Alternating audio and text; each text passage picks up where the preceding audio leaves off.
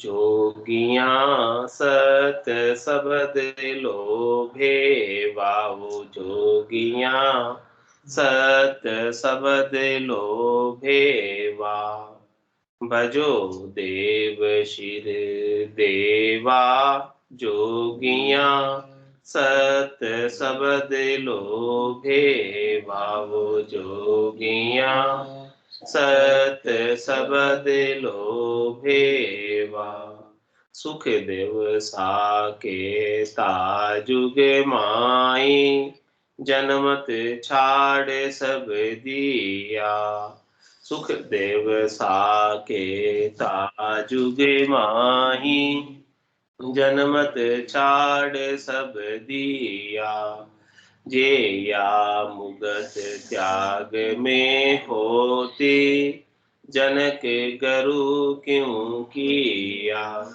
जे या मुगत त्याग में होती जनक गुरु क्यों किया वो जोगियां सत सबद लोभे बाबू जोगिया सत सबद लोभे। महाराज फरमा रहे हे जोगी, हे परमात्मा से जोग करने वाले जनों, आप सत्सबद का भेद ले लो। सत्सबद का भेद आपको मिल जाएगा तो आपका काम बन जाएगा, नहीं तो काम बनने में बड़ा समय लग जाएगा, बन नहीं पाएगा। सुखदेव सा केता जुगमाई, महाराज हैं सुखदेव मुनि की बात बता रहे हैं कि सुखदेव मुनि जैसे कौन है इस संसार में, जो वेद व्यास जी के पुत्र सुखदेव मुनि, उनके जैसा इस संसार में कौन, उनके जैसा त्यागी कौन, जिन्होंने जन्मते ही सब छोड़कर निकले, जन्मते सब कुछ त्याग कर दिया, माया का लेश मात्र भी उनके अंदर नहीं था। ऐसे सुखदेव मुनि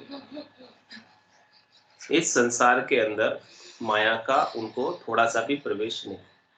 राम राम राम राम राम राम राम फिर भी महाराज फरमा रहे हैं कि जय या मुगत त्याग में होती, ऐसी मुक्ति यदि त्याग में होती, त्याग करने से उनको मुक्ति मिल जाती, तो महाराज कह रहे हैं कि जनक गुरु क्यों किए, उन्होंने आके राजा जनक को गुरु बनाया, जबकि वेद व्यास जी के पुत्र थे, उनके घर में 4 वेद थे, 6 शास्त्र थे, 9 व्याकरण थी, 18 पुराण थी, और उनके घर में पढ़ने की भी जगह थी।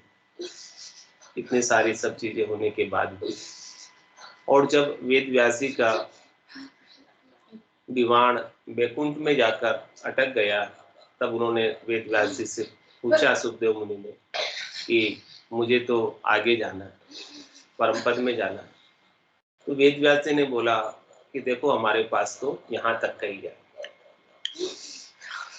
आपको आगे का ज्ञान चाहिए तो यहाँ राजा जनक है, विदेही है, उनसे जाकर उनको गुरु बनाओ और उनसे जाकर ज्ञान लो, ऐसा ज्ञान प्राप्त करो कि जिससे आपका वैकुंठ से आगे, सृष्टिकर्ता परमात्मा से आगे केवल पद आनंद पद प्राप्त हो जाए। तो सुखदेव मुनि गए राजा जनक के पास और उन्होंने लिख कर भेजा कि सुखदेव मुनि आए हैं। तो राजा जनक ने क्या कहा, हाथी से नीचे उतर गया। तो सुखदेव मुनि ने कहा कि मैं तो पैदल ही आया, हाथी पे तो आया नहीं।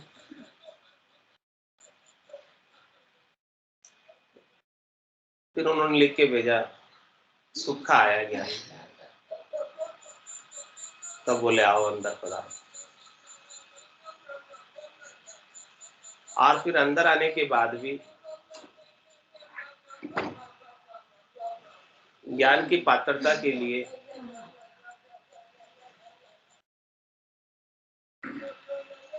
कहा कि देखो हमारे ये राजमहल है, भवन है, इतने सारे सुंदर सुंदर सब निवास है, इन सब राजमहलों को आप देखो, यहाँ पर आए हो,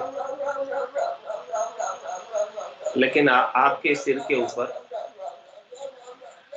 तेल का एक कटोरा रख दीजिए।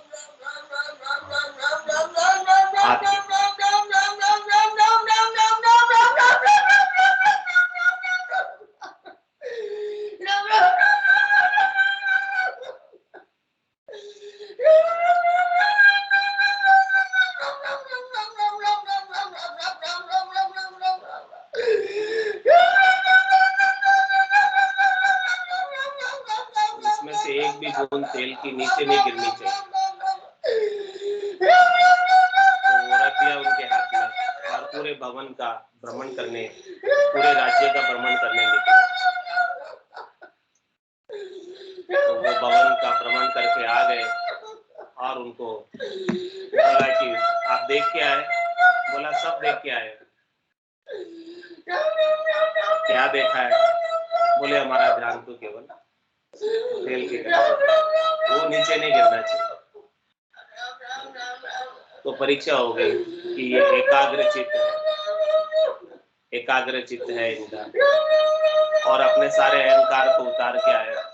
मुनि होने का अहंकार, ज्ञानी होने का अहंकार, विद्वान होने का अहंकार, ये सब उतार के आए और उतार के नीचे रख दिया।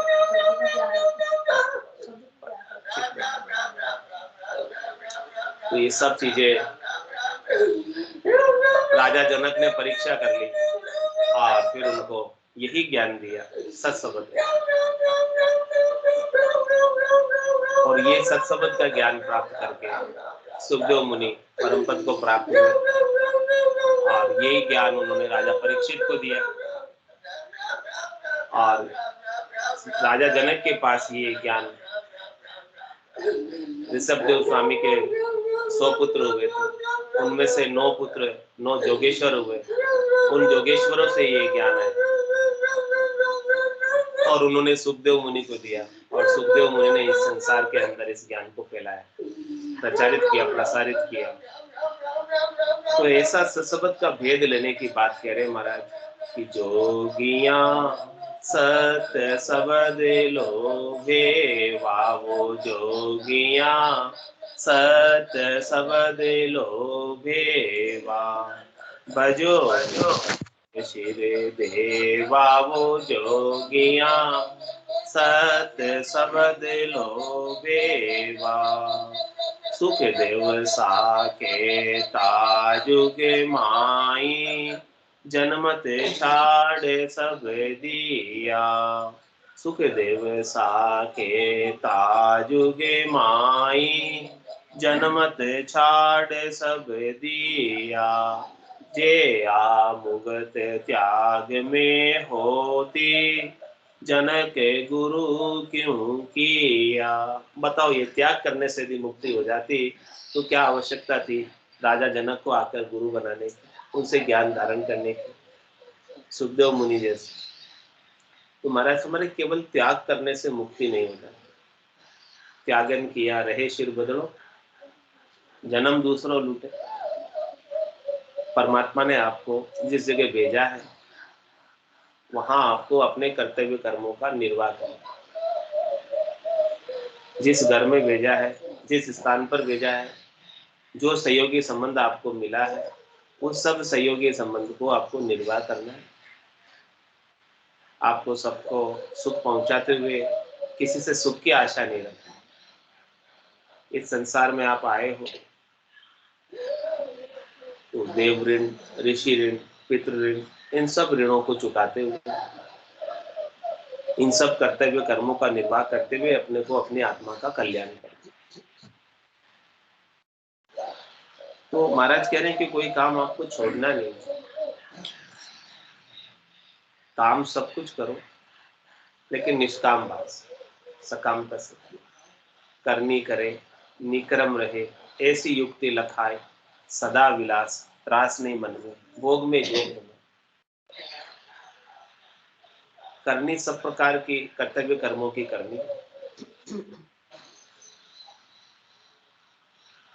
लेकिन उनके प्रभाव से निक्रम में।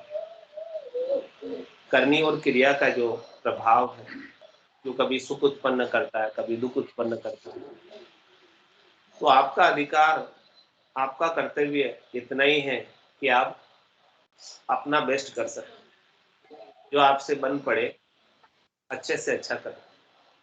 लेकिन उसके आगे आप चाहो कि मैंने तो इतना अच्छा किया, मुझे फल क्यों नहीं मिला?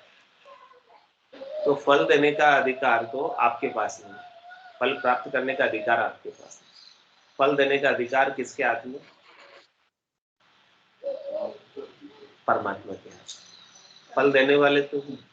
वो आपके हाथ की बात नहीं। कर्म करने का आपका अधिकार। कर्मण्यवादी कारस्य माँ फलेषु कदाचन। कर्म आप कर लो, जो कुछ भी करनी, लेकिन आपकी तरफ से बेस्ट करो, जो अच्छा हो वो करो, जो युक्ति संगत हो, तर्क संगत हो, शास्त्र सम्मत हो, वैसा सब करो, लेकिन बदले में फल की इच्छा मत, क्योंकि फल के ऊपर आपका अधिकार नहीं है। फल देने का अधिकार परमात्मा। जिस समय ये बात आप सोच लो, उसी समय से निष्कामता। तो करनी करे, निक्रम रहे, इस प्रकार से सब प्रकार की करनी करे, लेकिन करनी के प्रभाव से न सुखी होना है न दुखी होना। ऐसी युक्ति लगा, सदगुरुदेव ऐसी युक्ति बता रहे कि सदा विलास त्रास नहीं मन में, भोग में जो है, इस प्रकार से हमेशा विलास में रहे, सुख विलास में रहे, लील विलास में रहे, आनंद में रहे, और सब प्रकार का कार्य करते हुए, ग्रस्त धर्म का निर्वाह करते हुए, कर्तव्य कर्मों का पालन करते हुए, परमात्मा के साथ जोग बनाकर तारी बनी रहे, लीव लगी रहे। ऐसा महाराज फरमा रहे हैं कि आपको इस प्रकार से इस संसार के अंदर रहना है। हाथ काम, मुख राम, हृदय साची प्रीत, दरिया ग्रस्ती साधकी, आही उत्तम है। हाथों से काम करो और मुख से राम, और हृदय में परमात्मा के प्रति प्रेम, विरह, उनके नाम का सुमरन आर्त भाव से, विरह की पुकार को परमात्मा शीघ्र सुन ले। ऐसे पुकारो, आर्त भाव से हृदय से पुकारो, हृदय के उद्गार निकले।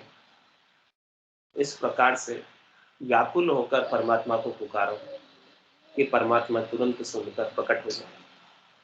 घट के भीतर ही आनंद देने के लिए परमात्मा प्रकट होते हैं, जागृत होते हैं, और भीतर के अंदर ही सारा आनंद आता है। करनी करे, निक्रम रहे, ऐसी युक्ति लखा है। सदगुरुदेव ऐसी युक्ति बता रहे कि हमेशा आनंद सुख विलास बना रहे, सदा विलास, त्रास नहीं मन में, भोग में जोग जमा रहे। इस प्रकार से सब भोग करते हुए, सब कार्य करते हुए परमात्मा से मिल जाए।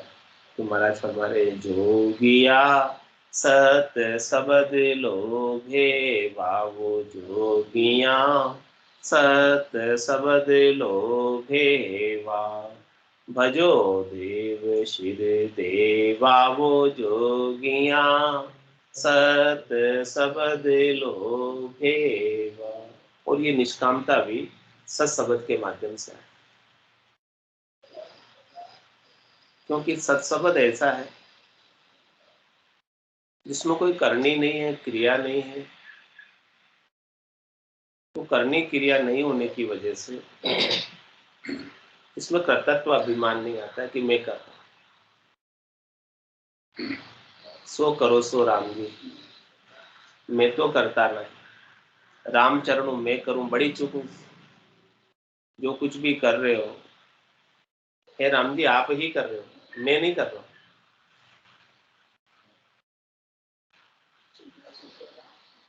मेरी मेरी करने से तो संभव नहीं है, मेरे बल से तो संभव नहीं है कि मैं इस भवसागर को तिर जाऊं, पार हो जाऊं। बिना आपकी कृपा के पार होना संभव है। इसीलिए हे राम जी आप ही कृपा करो, आपकी कृपा से ही मैं पार हूं, मेरे करने से नहीं हूं। इस प्रकार का भाव बना है, ताकि करने का कृतत्व अभिमान नहीं आए। अभिमान के कारण, अभिमान के संग उस देश में प्रवेश नहीं। उस देश में प्रवेश पाने के लिए राई के दाने का 20वां भाग होगा। वो बारी इतनी सकड़ी है, इतनी छोटी है कि उसमें अभिमान जा नहीं पाते, प्रवेश हो नहीं पाते। तो सारे अभिमान को, अहंकार को, गर्व को, गुमान को यहीं उतार कर जाना पड़ता।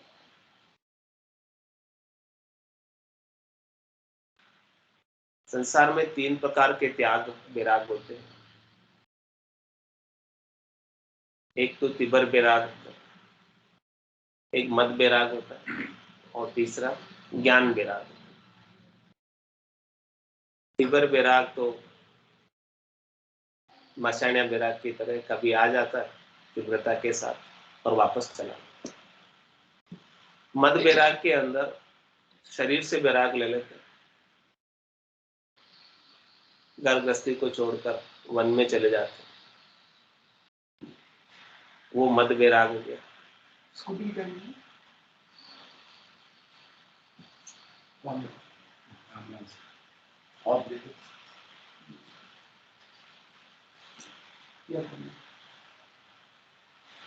तो ऐसे मद वैराग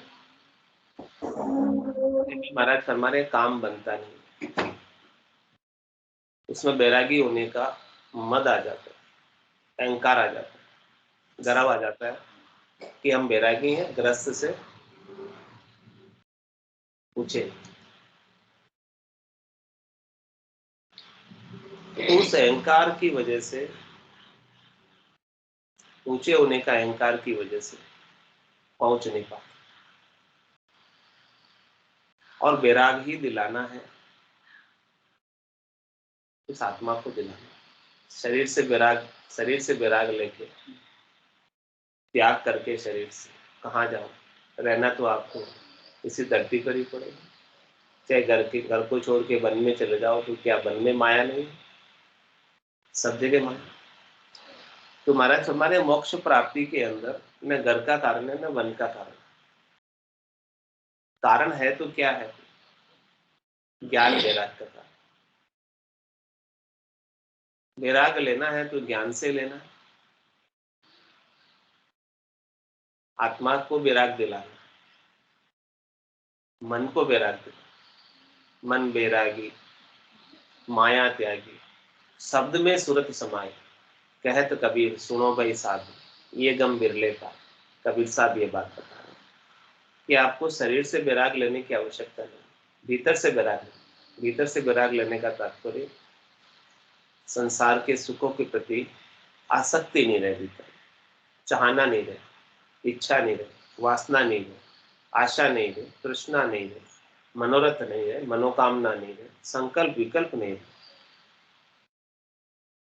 तब जाके वास्तव में माया का त्याग। घर को छोड़कर वन में चले गए, फिर भी मन वैरागी नहीं हो, मन में चाहना लगी रहे,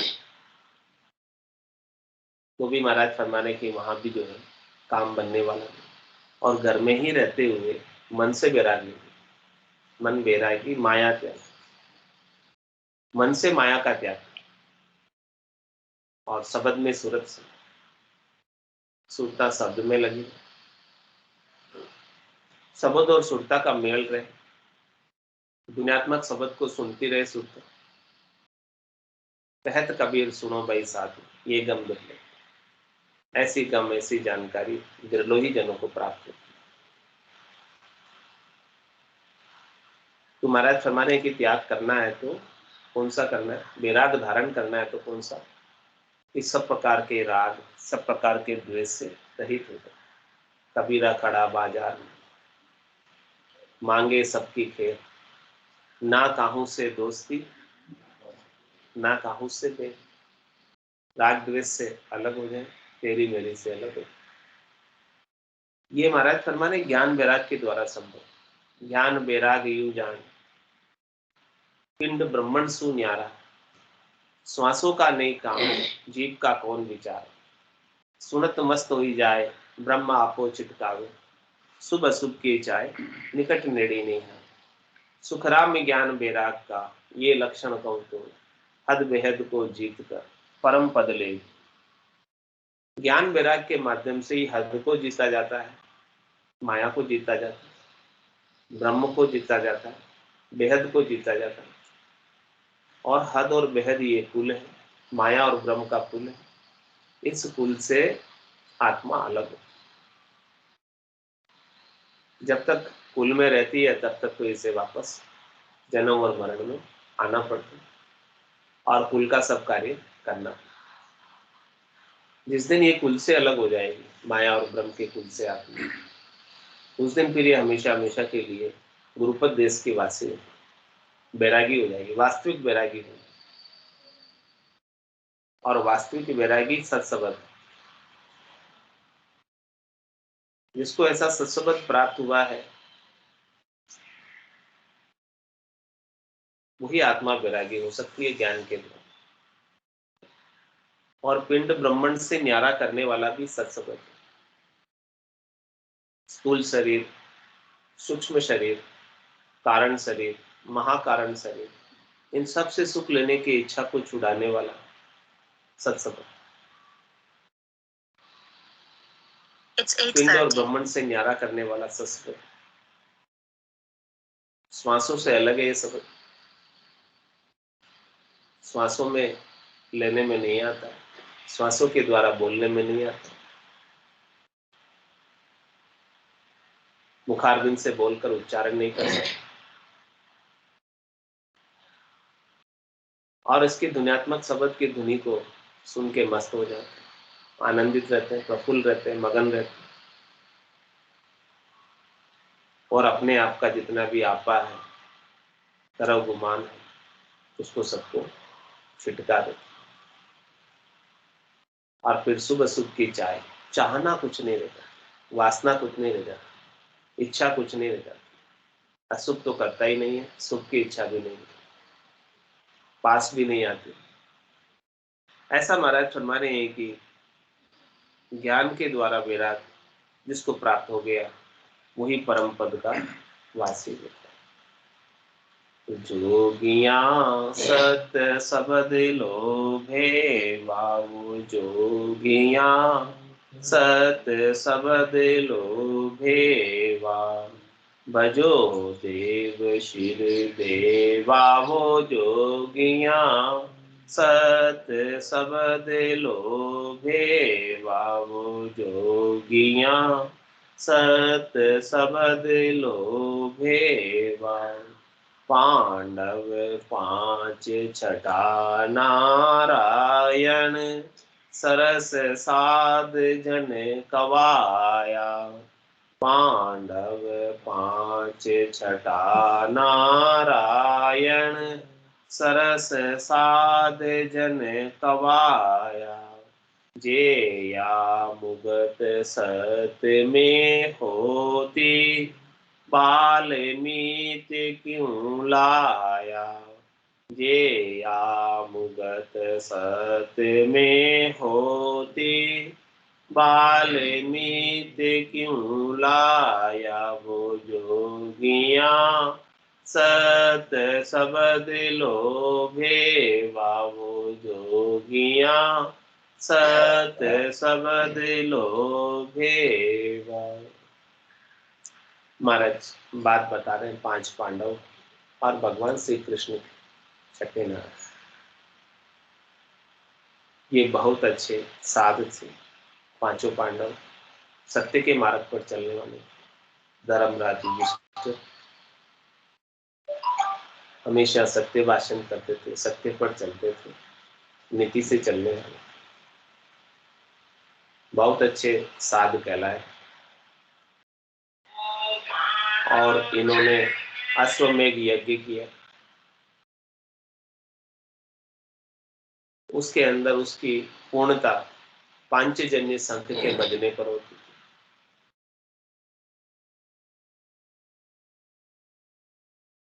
और उन्होंने सबको नूता, सबको जिमाया पूर्णता के लिए। लेकिन वो अश्वमेघ यज्ञ पूर्ण हुआ नहीं, क्योंकि वो पांचजन्य शंख बजा नहीं।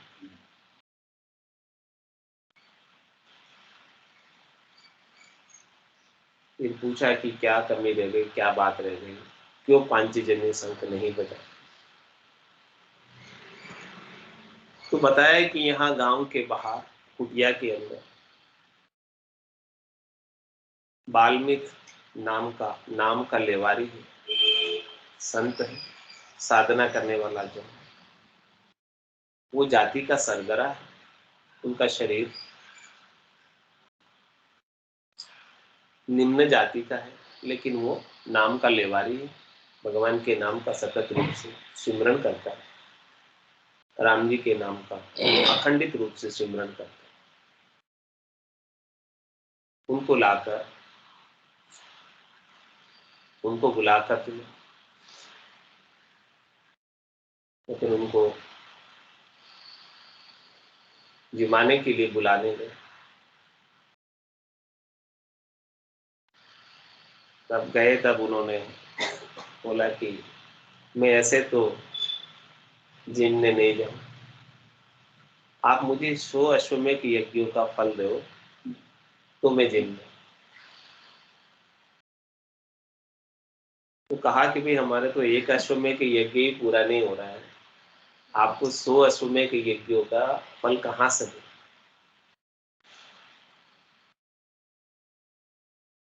तब फिर युक्ति लगाई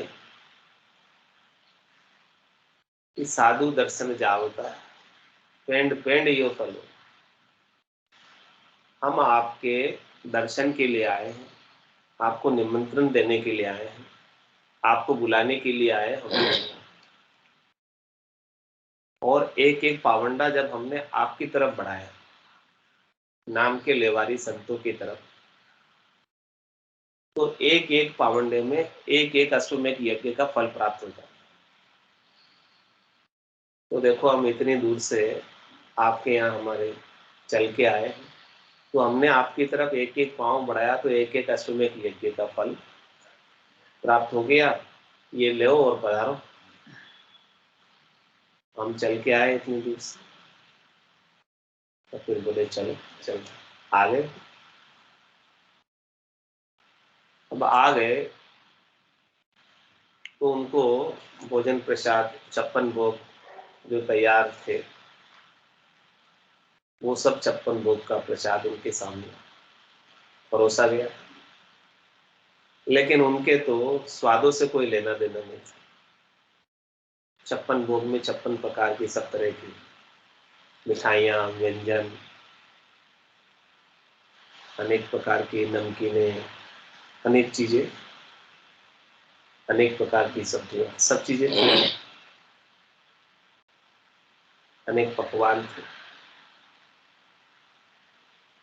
तो उनके तो नियम था कि 5 ग्रास खाना, थोड़ा सा इस शरीर को भाड़ा देने के लिए। स्वादों से उनका कोई लेना देना था नहीं।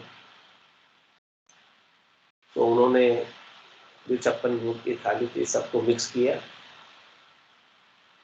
और फिर 5 ग्रास पानी, क्योंकि स्वादों से उनका कोई, नाम के अंदर उनको इतना रस आता है कि स्वाद उनके लिए फीके लगते।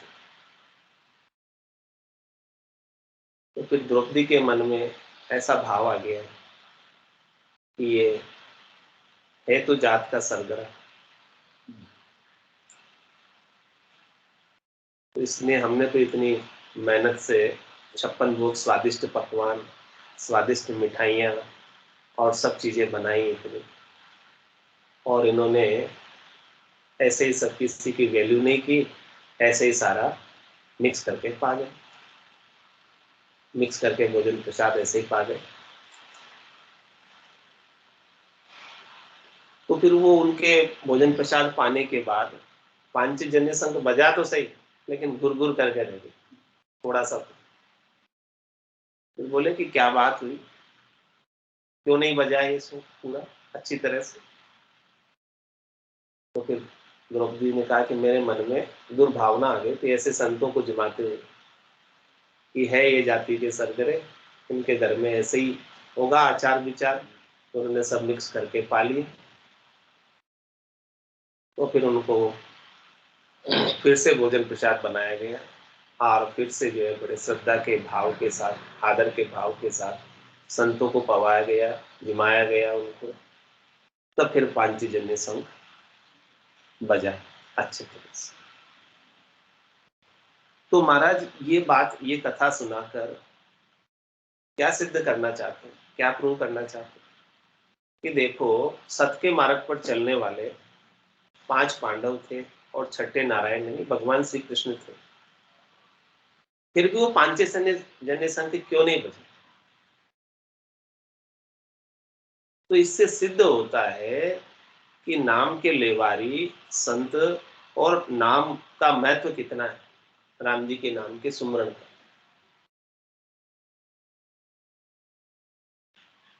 उनके भोजन प्रसाद शुद्ध भाव से पाते ही पांचजन्य शंख बज गए। पांडव 5 छटा नारायण सरस साध जन कवाया, जे या मुगत सत्य में होती बाल्मीत क्यों लाया। क्यों लाया बाल्मीत सर?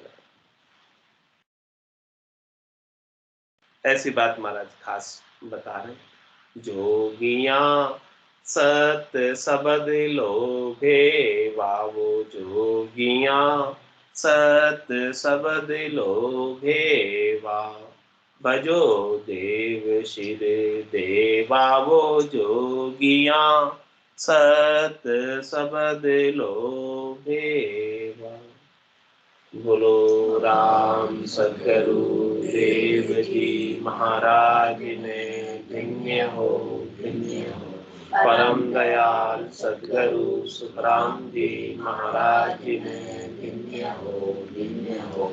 अनंत श्री सद्गुरु सुखराम जी महाराज के ज्ञान स्वरूप भगवान ने धन्य हो, केवली भगवंता ने धन्य हो, धन्य हो। जीवा कारण जहाज ने धन्य हो, धन्य हो। मोक्ष के मालिका ने धन्य हो, धन्य हो। अनंत कोटि संतान ने धन्य हो, धन्य हो। राम सभा में राम राम राम राम राम राम राम राम सा राम राम सा राम राम सब संताने संज्ञाने राम राम राम राम राम राम।